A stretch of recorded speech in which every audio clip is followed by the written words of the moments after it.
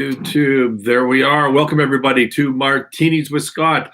Hope you're having a great Monday. We're just touching base midday as we typically do. Midday, my time. Don't know what time it is where you are. Waiting for followers to join us. All right, let's get rolling here. I don't know who's live and who's joining us on the live stream or who's not. So today, unless anybody has anything else they want to talk about, yes, hi on YouTube. If anybody else doesn't want to talk about, please throw it out. And if not, I'm going to talk about integrity and the big story of the day from Toronto capital markets, bridging finance. So I had a listener question come at me late last week. I don't normally get to them this quick, but it was very timely. And the question was, in an episode on the eve of a closing, a client had committed a fraud and you resigned the next day and you walked away from $250,000 fee. Will you comment on how you stuck to your values and ethics? Perhaps in a setting where everyone's threshold and blood money is different. Thank you. How you doing, Gonon2K on Instagram? Thank you for joining us. All right, so the backdrop to this story was, this is probably 7-8 years ago now, something like that. I was working with an automotive brake part distributor in Canada. We distributed a lot to the US. As I recall, we were distributing to CarQuest and some big retailers of, aftermarket brake pads, predominantly brake pads, some of the calipers, that sort of stuff. Anyways, brake parts for automotive, and it was being made in China. And it was a Chinese-owned company being made in China. I had been put in by I was hired directly by the company, but I was recommended by the bank. And the reason is because the company had committed a fraud, an alleged fraud, whatever. Basically, they created fictitious receivables and they tricked the bank to lending on those in an asset-based loan facility, which is kind of the stupidest thing that you could ever do, because your best case scenario is you're going to get caught 90 days later. You're going to lose that, 120 days later. You're going to lose the borrowing capability 90 days later. It's just a dumb fraud. Hello, Mr. Scott, watching you from Nigeria. I watch your videos religiously. Well, thank you very much, and feel free to send in questions, and thank you for joining us. I love that we get worldwide participation in these events. And so the question was, and so the bank agreed not to put this company down, but I had to go in as interim CFO, basically take over the place, control the funds. And I worked with this company. They were the bank. I'm not going to tell you which bank, and it was not what I was about to say. That was an error. But the bank was heavily underwater, and meaning that they weren't going to get all their money back. And I started like in March with this company, and by October, we were in pretty good shape and the bank could get all its money back. I paid down the loan a lot. We were being profitable. Things were going well. But over the course of that summer, I found a bunch of more frauds. They just kept happening, and I kept firing people. I kept putting in internal controls. And every time I went to the old bank and I said, hey, guess what? I found another fraud. They said, oh, wow, Scott, thank you so much for finding this fraud. I'm really glad we put you in there. You're doing a great job. You're paying us down. You're making money, and you're finding frauds. And then towards the end of the file, now the company's on its feet, and we can go refinance with a new bank, which we got approved. We went through credit committee. We went through due diligence. It's a financial company, not a bank. And so you got to go and meet the CEO of the bank, and he needs to look you in the eyes and say, why are you borrowing money? And he said, we will lend you that money, but this guy, Scott, he needs to stay on as interim CFO for the next year or two that we're involved in the file. Scott has to be on the file. We'll lend to him basically, but we're not really going to lend to you, but we'll lend to Scott, was basically the message. And so, okay, so we're all arranged. And then, yes, the night before closing, I found another fraud. I thought I had them all fixed, but this guy was tricky. Him and his wife were tricky, and they had rifled some product out the back door to their brother-in-law and created fictitious, literally brother-in-law, shipping documents and invoices, and over nothing. It was over like $20,000 on a tens of millions of dollars loan. It makes no sense. So then I was thinking to myself, what am I going to do about that?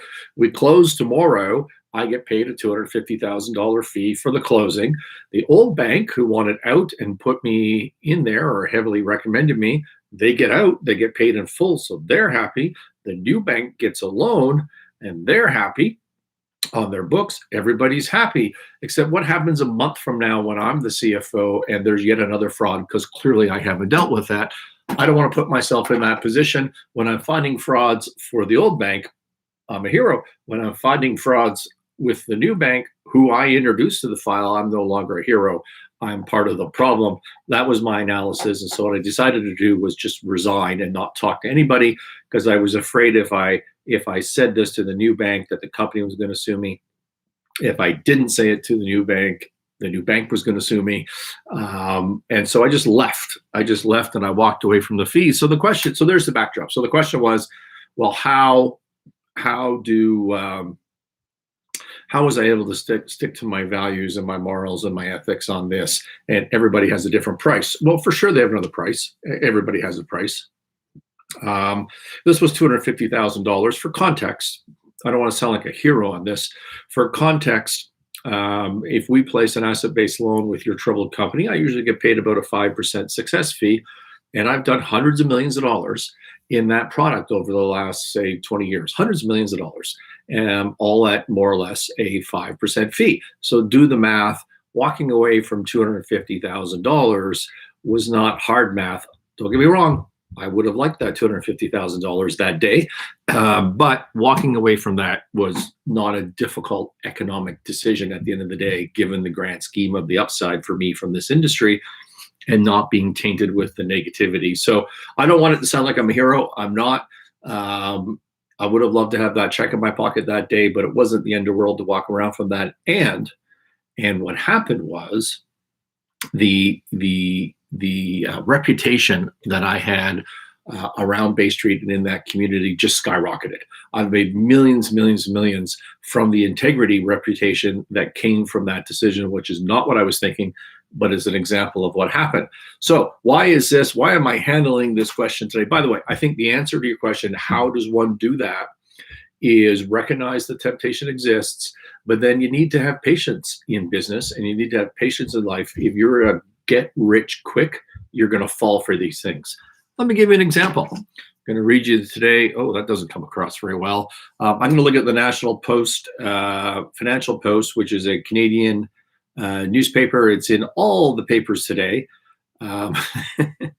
This story, wait, have I lost it? Sorry, let me get back in here. All right, this is about Bridging Finance, which is a lender that provides funds to exactly these sorts of companies that I'm talking about. They had a receiver. Price Waterhouse became their receiver Friday, put in by the Ontario Securities Commission.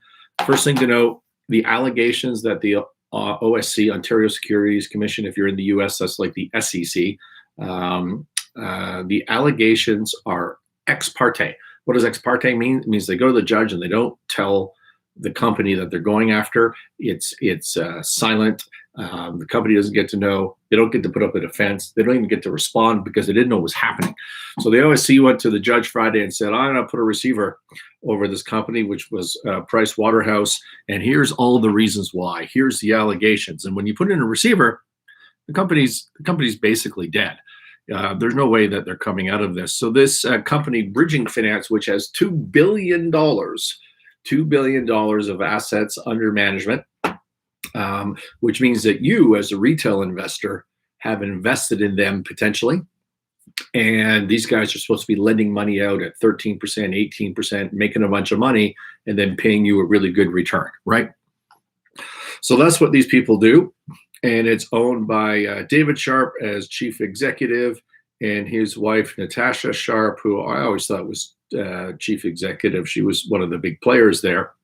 Anyways, David and Natasha. Now, David Sharp, interesting enough, used to be the head of the regulatory side for the Mutual Fund Dealers Association, which is a Canadian, like a securities watchdog that looks after mutual funds. And he was the head regulator guy there. So it's not like he doesn't know what he's doing.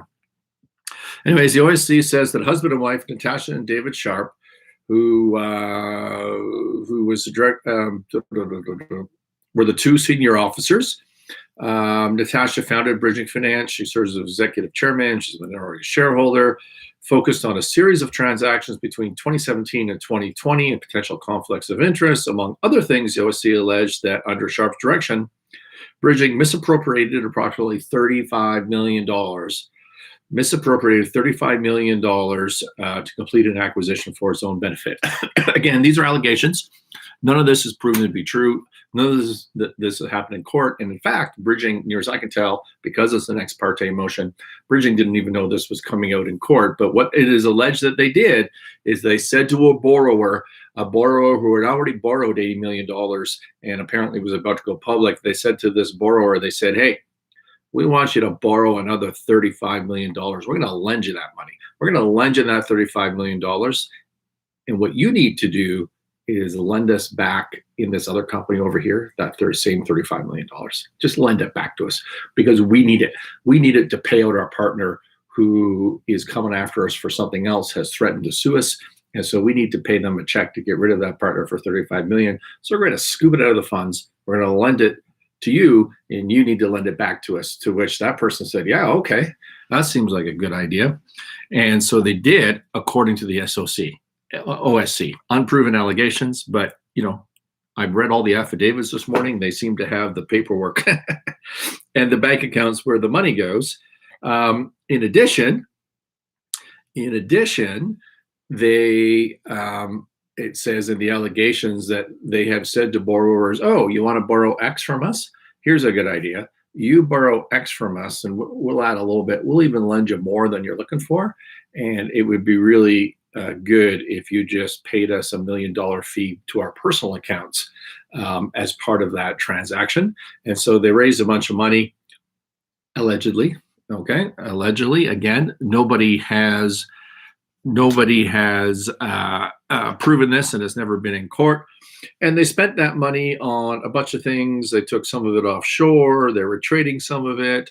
$228,000 went to Tesla Motors, and they leased.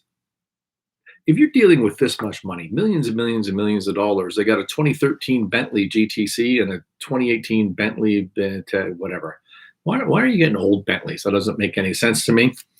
Anyways. What else do we have here? Transferred $20 million from the income. Anyway, this just goes on and on and on for tens and tens of millions of dollars. These people, the allegations, if true, here's an example of clearly someone found their price and they went for it. And I always wonder, I'm terrible at analyzing the criminal mind, the fraudulent mind. Again, I'm not saying that's what's going on with David and Natasha. I have no idea. But I'm terrible. I was texting with a friend of mine, former law enforcement, who says that, he's been waiting for this to happen with this group. He saw it coming. He thinks they're bad people. Again, I don't know if any of that's true or not. But for me, I just wonder, if all of this is true, these are really smart people. How do they figure this is going to work out well? What is the end game? They're not that old. It's a terrible situation. Anyways, for me, in answer to your question, it's about patience and not get rich quick, weighing the pros and cons. But it's tough.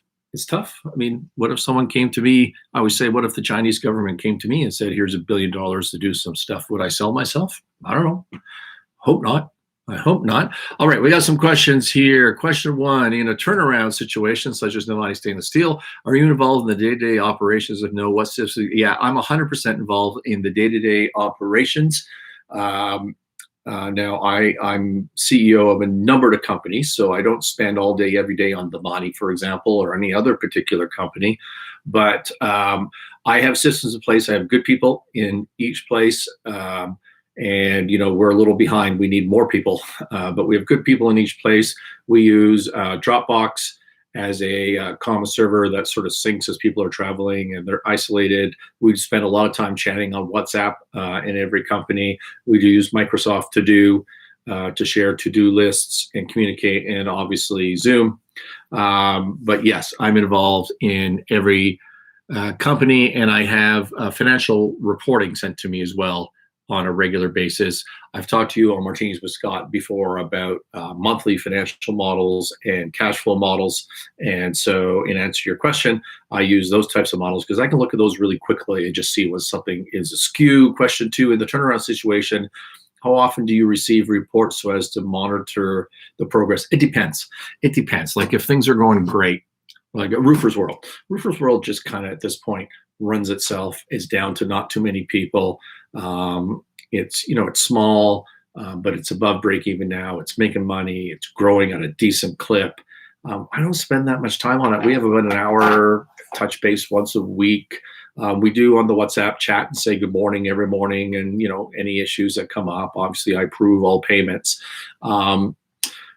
Globex, so my hemp processing facility in Colorado, that was a build-up, moving into a high growth phase, using up money because we're growing and growing and growing, and I want to pay more attention to that. So we've built a weekly cash flow model. We've built a monthly rolling model, and I'm probably touching base on that almost every day. Almost every day. I'm chief restructuring officer. Gig was I'm still in title, but effectively that was over maybe 3 weeks ago. That was probably a 6-hour day job at least, maybe longer. So it just completely depends on the situations. And what happens in turnarounds is, you go intense for a little while. That could be a day, it could be 3 months, and then you kind of take a rest. You take a rest for a smaller period of time, and you go crazy on other stuff. It's just kind of the way it works. All right, I'm over time here.